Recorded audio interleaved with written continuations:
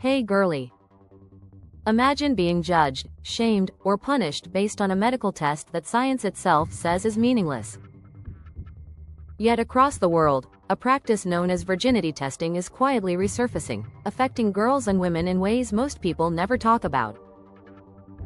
Today, we are uncovering the rise of virginity testing, where it happens, why it persists, and why global health and human rights organizations call it a violation of women's dignity. Virginity testing refers to physical examinations meant to determine whether a woman or girl has had sexual intercourse, often by inspecting the hymen.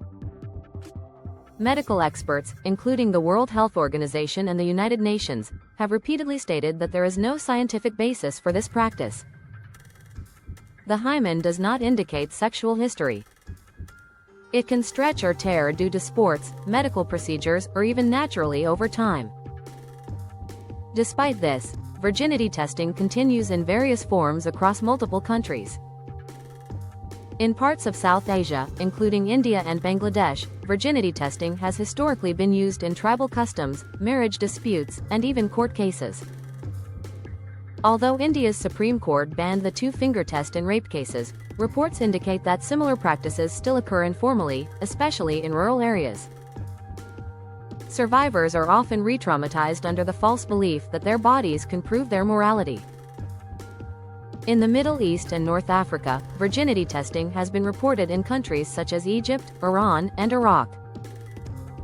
In some cases, women have been forced to undergo these exams by families, employers, or authorities.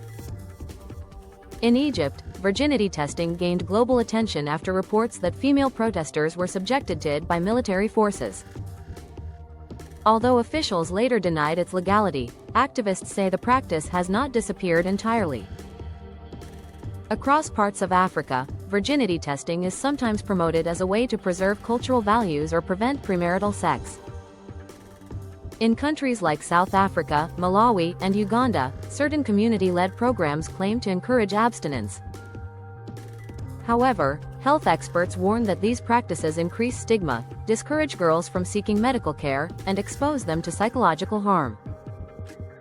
In Southeast Asia, cases have been reported in Indonesia and parts of Thailand, where virginity testing has been linked to employment screening or school policies.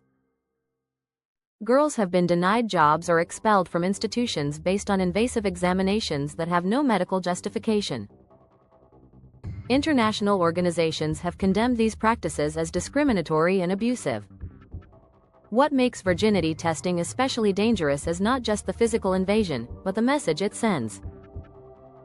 It teaches girls that their worth is tied to sexual purity. It reinforces the idea that women's bodies exist for inspection and control.